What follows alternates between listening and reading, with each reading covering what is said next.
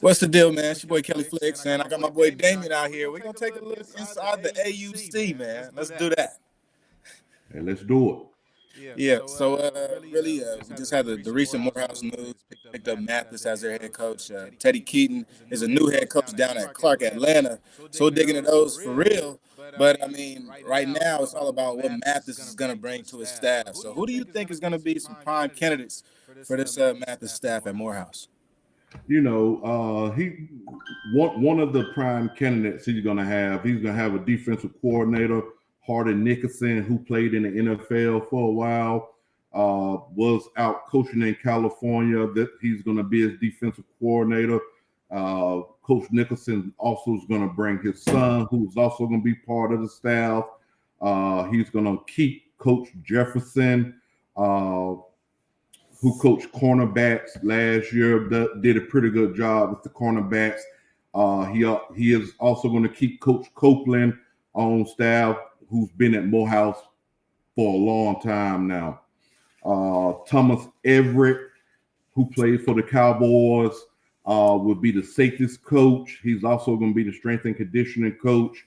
He has a little athletic performance center down in Texas that he runs. So he got all his certifications and everything to be a strength and conditioning coach. So with him being in that Dallas, Texas area, I think that Morehouse will have an influx of Texas kids.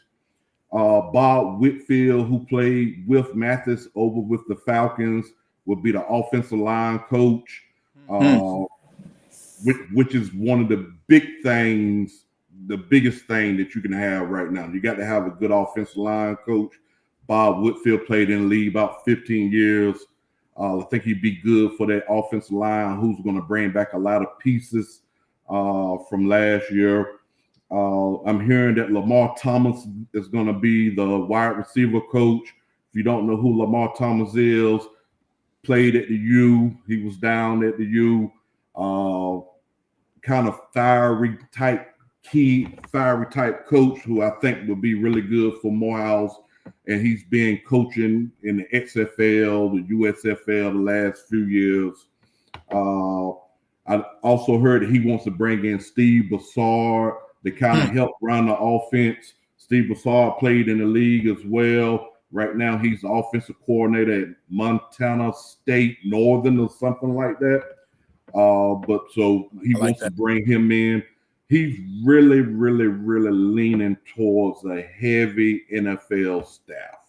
And I can respect that.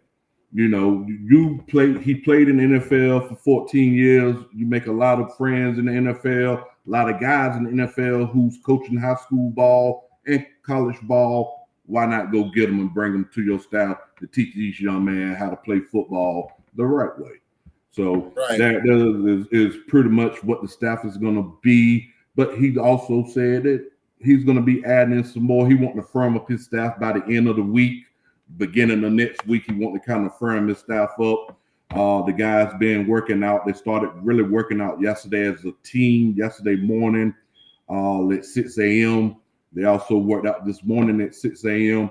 So we're going to really see what Coach Mathis can do with this team, with this area, especially with him being a local Atlanta guy, probably one of the all-time favorites, all-time greats for the Atlanta Falcons. You know what I mean? He just got inducted into the College Hall of Fame. So, you know, the sky's the limit for him. He's really not starting at ground zero. Coach I don't think he is. I think well, one thing would be I was most concerned about was offensive coordinator. Who's going to call them plays? You know, he's been calling plays for the past 2 years at Savannah State, and you know they run a multiple style offense. They run the veer a little bit of spread. They mixed it up, but I wasn't a fan of his offense. I wasn't a fan of it. Do you think he'll call plays more? So he's trying to get Bassard down. If Bassard does come down, they're trying to work it out. Bassard will be the offensive coordinator. If not, he's going to be the offensive coordinator until he find a guy who he trusts. He wasn't at Savannah State the past 2 years. He was at Savannah State in 2010 and 2011. Right. So, you know, there's been some wild. I know he's been a local high school coach up in the Cumming area. but he's also been doing some analysis work behind the scenes for the Falcons as well. So he's still been in tune essentially. Yeah, he never really stepped away. Yeah, never really stepped away. But like I said, with this NFL staff, that these guys gonna be coached hard and gonna be fundamentally sound. Yeah, I so think then that. I'm Go ahead. thinking about recruiting coordinator wise. When Coach Keaton came down, he brought Mike Hayes with him, and Yeah, everybody knows about Mike Hayes' recruiting prowess. So yeah. has Mathis, is anybody on the staff you think gonna be a type of Mike Hayes style recruiting coordinator for Morehouse? Who's gonna be the new guy? Yeah, I'm thinking it's going to be David Clowney, another NFL guy. He was at Morehouse this past year as a quarterback coach. I think that's who's going to be the quote unquote recruiting coordinator. But I think they're all going to recruit. But like I've said before, just like one of our partners has said as well, one of our colleagues, Morehouse is a national brand. It's no home that you can get into that you cannot get into with that M on your chest. Right. Especially when it comes to an African American family. No home. So if somebody knocks on the door and you look outside and it's full African American man and all of them got their M on their chest and say Morehouse football, you're gonna open that door. Now it's up to them if they're gonna close the deal or not. Yeah. Nah, it means something, and that kind of gets in because we can. I guess we should scrub through. Let's talk about signing day with Morehouse too. They picked up a couple of players. It's only been around a week since Coach Terrence Mathis has been at the realm for real. He got a couple recruits that signed today, committed, whatever. He got a kid out of Hawaii, a wide receiver who led the state of Hawaii in receiving last year. A kid named Eric Stevens, supposed to be an elite receiver with elite speed. Heard that he can run 21, 22 miles per hour. So that's elite. That's elite. He's a track guy. Yeah. Okay. He's one of those. Okay. But got good hands. Also picked up a local kid today. Kid named Steven Rouser. Athlete, outside linebacker, about 210 pounds, 6'1", 6'2", outside linebacker. From what I've seen of him, real solid.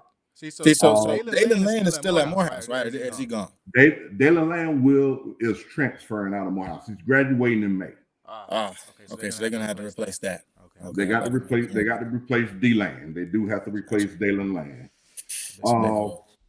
It's a very big hole to fill. About 100 tackles. Yeah, and sideline to sideline, wide open. Wide open. They also signed a couple big guys. They signed a big lineman out of Florida, kid named Dwayne Chaney, 6'5", 300 pounds. They signed another local kid, another local lineman from Greater Atlanta Christian. I can't think of his name right now. It's about 6'1", about 285, who probably end up playing inside. They also signed a transfer DB, a 6'2" DB that's transferring in from Hines Community College. I can't think of his name right now. But what you got to understand, Morehouse also had 3 6-foot+ DBs sent out last year. Out of the recruiting class that Woodruff brought in last year, he redshirted about 40 of those guys. So those guys stayed. Those guys stayed. So it's like basically a recruiting class plus this recruiting class that they have right now. Plus this recruiting class, what they're gonna add to this. They also took a transfer linebacker, another local Atlanta kid out of North Cobb named Malik Washington, about 6'2", about 215 pounds. He's been at Alabama State the past few years. So I'm really excited about him. I think that he'll be the perfect segue to take over for Dalen Land. Okay. A little bit bigger than Dalen. Really haven't seen him on the field. I've seen film, and there's another sideline type linebacker. But I think that he can really step into those shoes and step up. Plus, Morehouse also got a couple linebackers who's coming back. Dalen got hurt in 2022. I think 2 games in. So they had to play some young kids at linebacker a couple years ago. So They got a couple linebackers that's sitting out. They even got a kid from California, San Francisco kid. Want to say his name is Jalen Birdsong. I think they're probably going to end up playing him at the edge, about 6'2", about 235. Had another kid out of Chicago, another edge rusher, outside backer named Lawrence Knowles.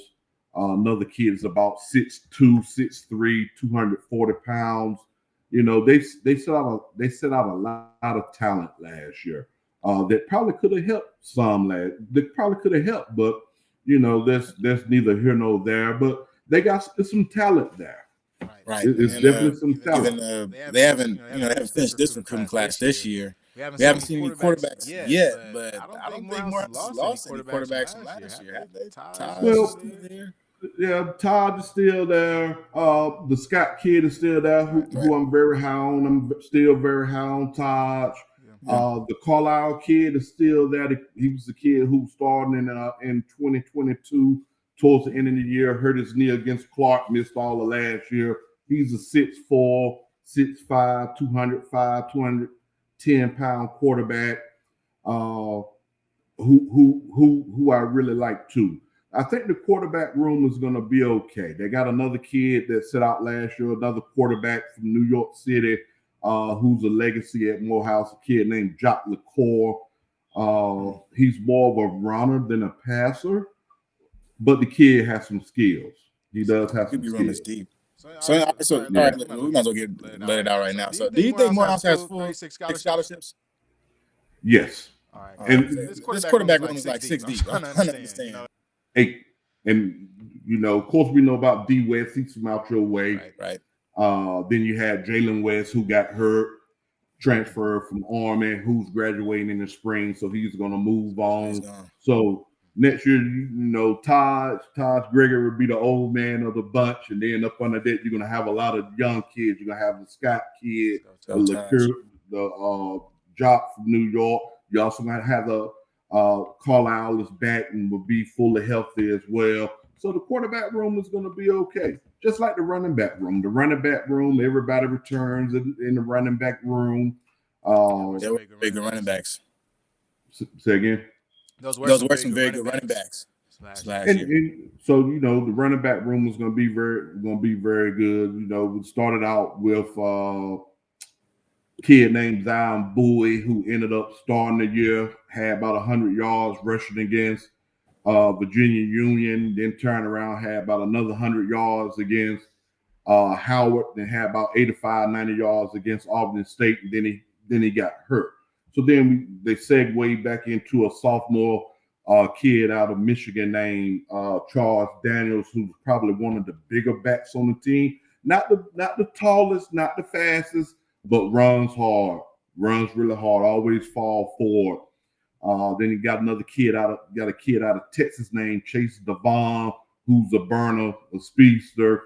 Then you had the kid that started the last 2 games, the kid that had about 180 yards against Clark last year in the last game as a freshman kid named Jaden Jones, he's just a bull. But they also have an X factor. They got a kid over there named James Thorpe, about 6'3", 245. No, went to Tennessee. I haven't seen him play last year. Didn't play much at all. Okay. Didn't play much at all. I don't know anything about this kid. 6'3". Yeah, 6'3". Yeah.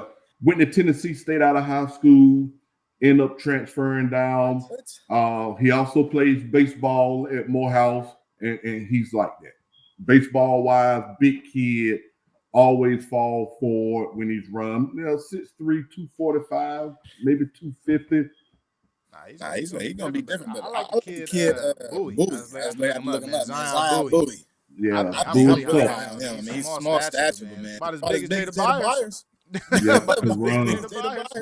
Yeah, can run. You also have another kid in that running back room by the name of Dallas Johnson, who's really good as well. Wow. Okay. Another kid. We'll keep an eye on this Morehouse class as it grows, and even as the weeks go by, we check the transfer portal out because a lot of people be moving over. They'll be losing a lot of guys in the spring, so we'll see a lot of scholarships open up. Yeah, you know, that $500 million capital campaign plan really came to the public last spring, I want to say. One of the things that Morehouse already got out of that $500 million, Morehouse already got about 440, 450 of it already. It's going to be a lot of changes that's going on in Morehouse. They're going to start to build some new dorms, new student center. They're also going to be doing some new academic buildings. They're planning on buying up some land around the existing footprint that they have now, move the football field, build a new football field, whole little athletic complex over on that side. Stop there. The football field. So I know they're rebuilding BT, and and they're moving it.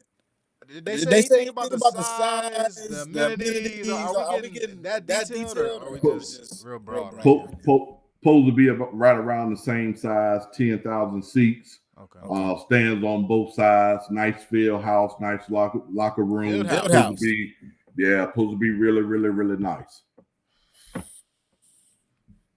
I mean, that type of stuff right there, that changes everything in recruiting. You look at Alabama State. I was talking on the show the other day about how I think Andrew Body was trying to go FBS, but the closest thing to it in the HBC world was Alabama State, and he went there. So I think that draws and attracts a lot of recruits. You look at Morehouse. That's going to be one of the biggest and one of the best facilities in Division II football if they don't go to the MEAC. You know, they're going to be up there with the Virginia States.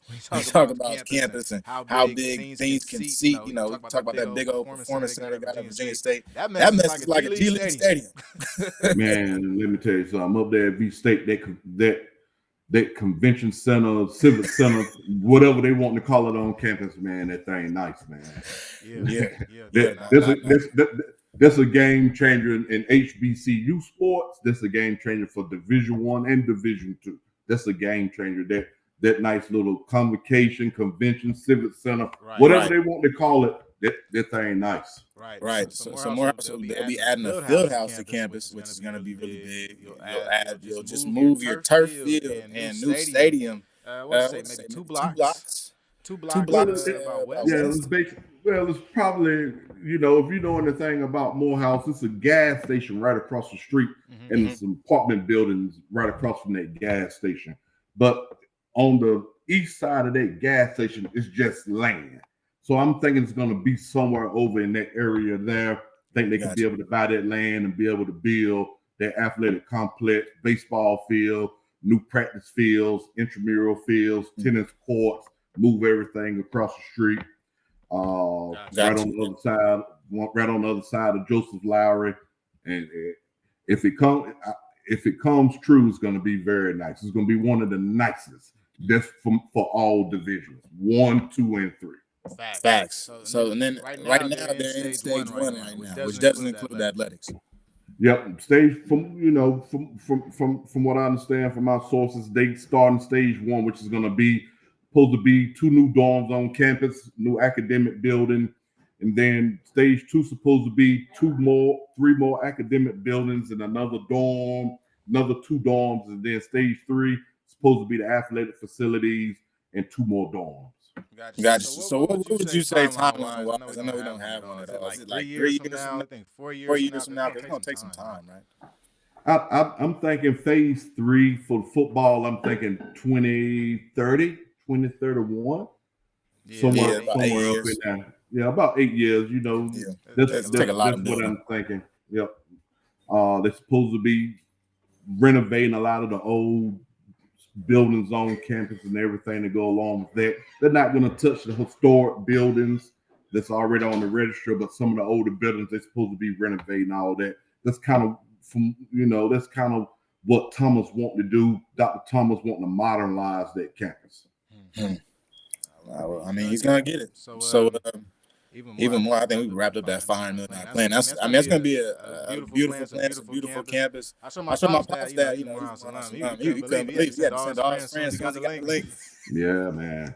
And that's the thing.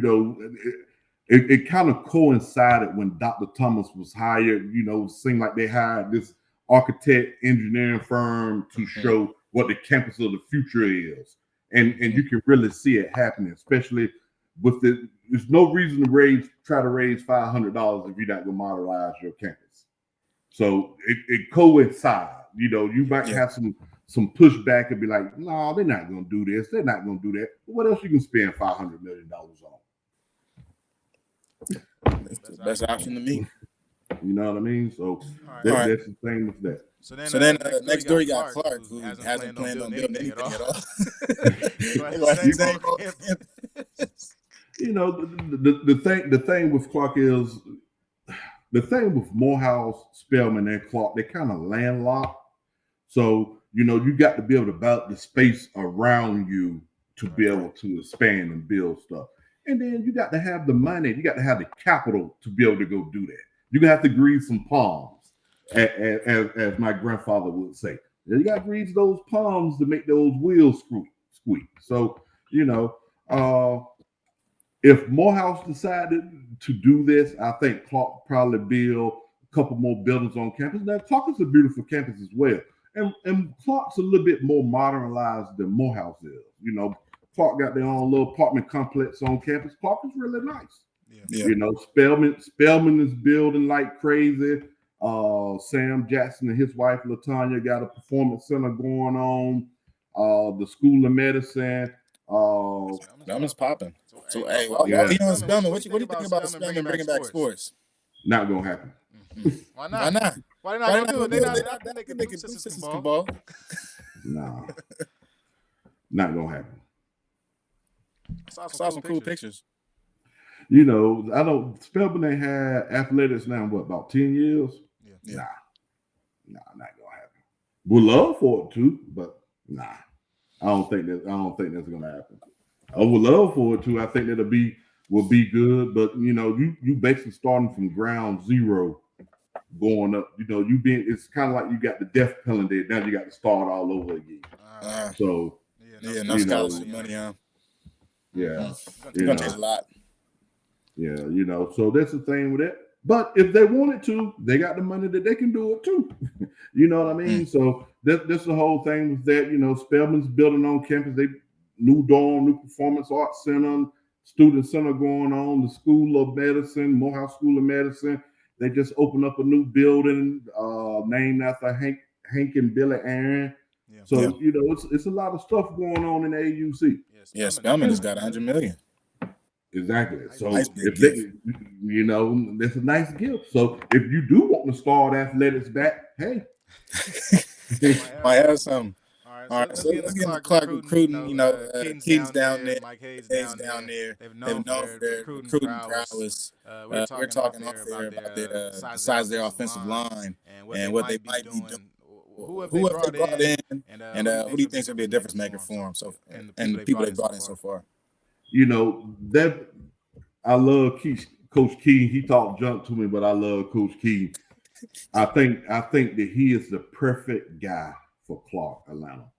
The perfect guy. Clark and Morehouse both are sleeping giants. You dead in the middle of the metro Atlanta area. You can get a lot of kids who can come in to play. You can get a great education.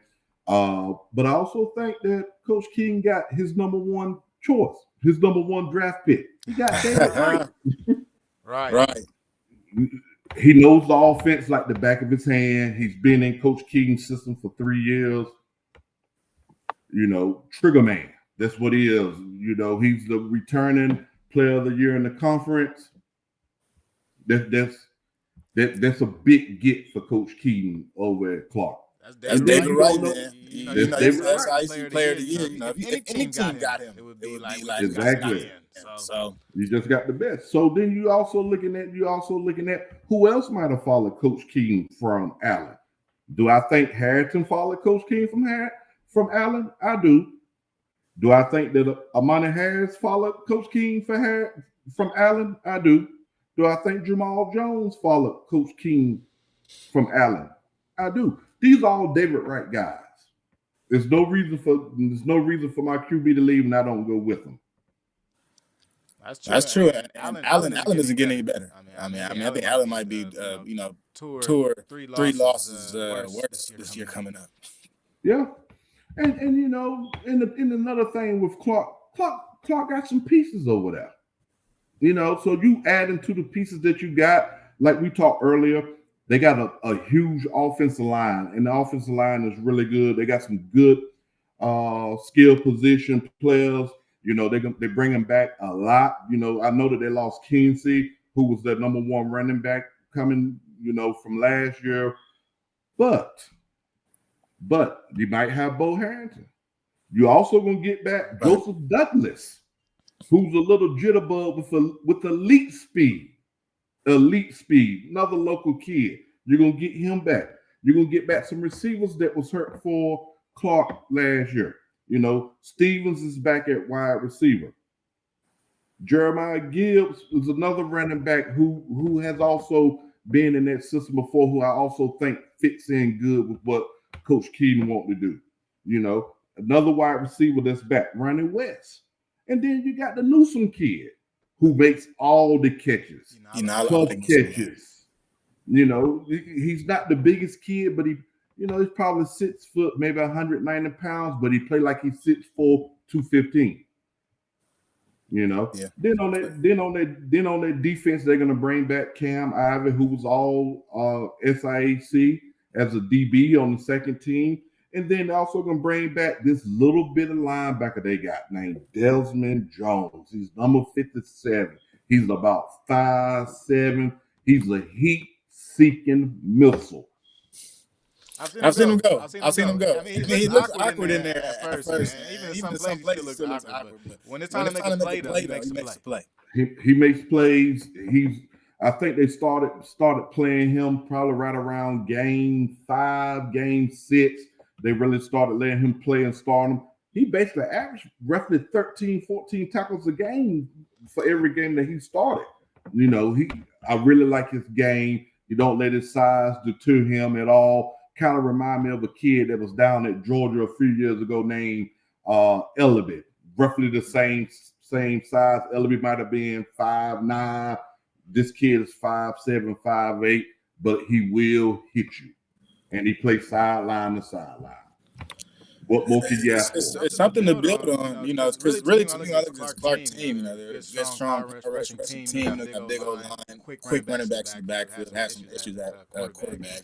Couple weapons outside, but defensively, man, that D line was tiny. Like the biggest O line was, the D line was the complete opposite. Those dudes were tiny. And one thing about this Clark team and what they could be, I think this is a team that could stand up to FCS opponents, D1 opponents. Clark Atlanta, they are in a much better position than Morehouse to compete today than them. So even seeing that, they're going to play South Carolina State this year and stuff like that. On the defensive line, have you seen them bring up any guys? Have they offered any guys? What are they looking like? Are they going to get heavier or what? I'm thinking that they're going to get heavier on the defensive line. I think they're going to get bigger on the defensive line. I know they have a couple kids signed today, but they was more of the offensive line on the offensive line side. But I know Keaton, just like you know Keaton. Mm-hmm. Keaton's gonna have Clark right. They are definitely going to get bigger on the defensive line. Recruiting for the Division II level is just.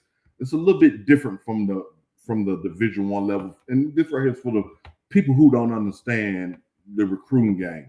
Recruiting for Division I kind of stops today.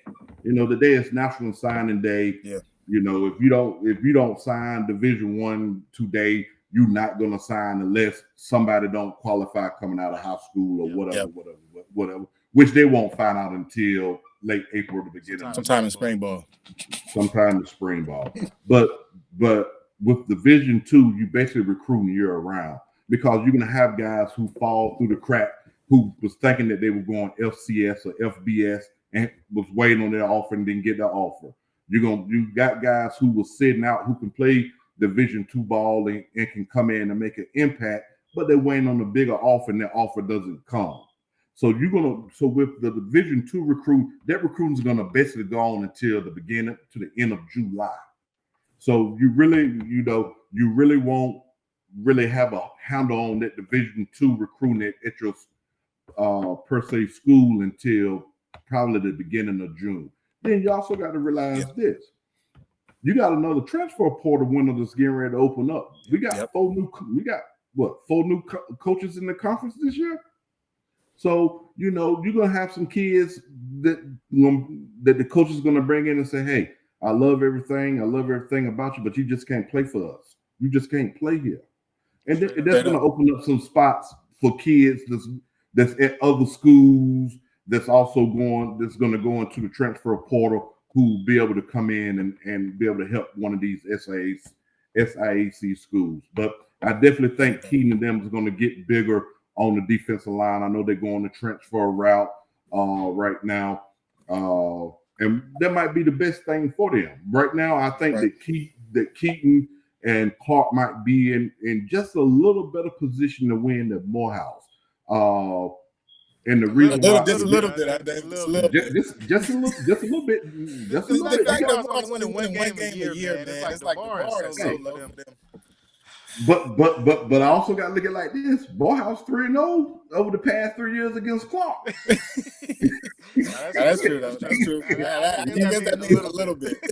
Just a little bit.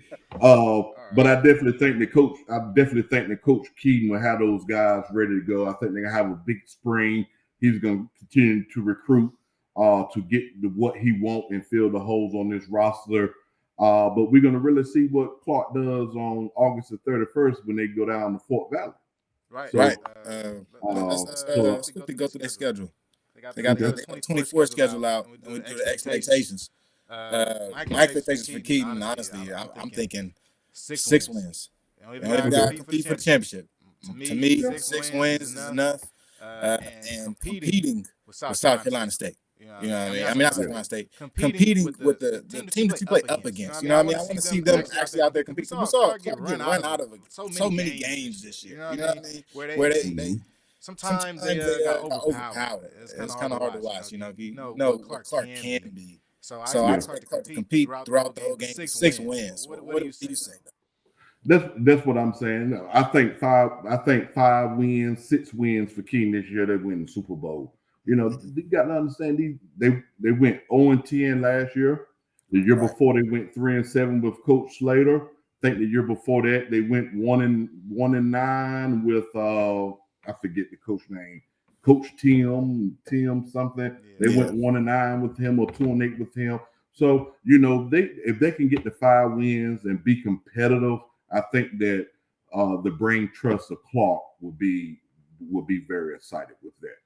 Okay.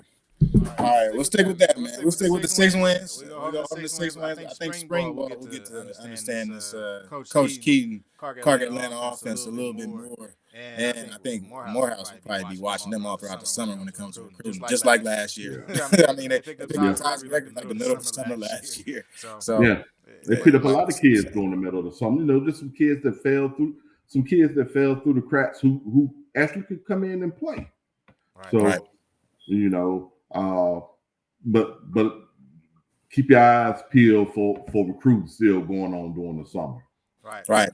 Cool. So yeah, that was kicking up with the AUC, man. Glad y'all can kick it with us. You know what I mean? We got Damion, no problem. AUC inside. You're going to have it all for us. We'll bring this to y'all weekly. You know what I mean? So stay tapped in with it.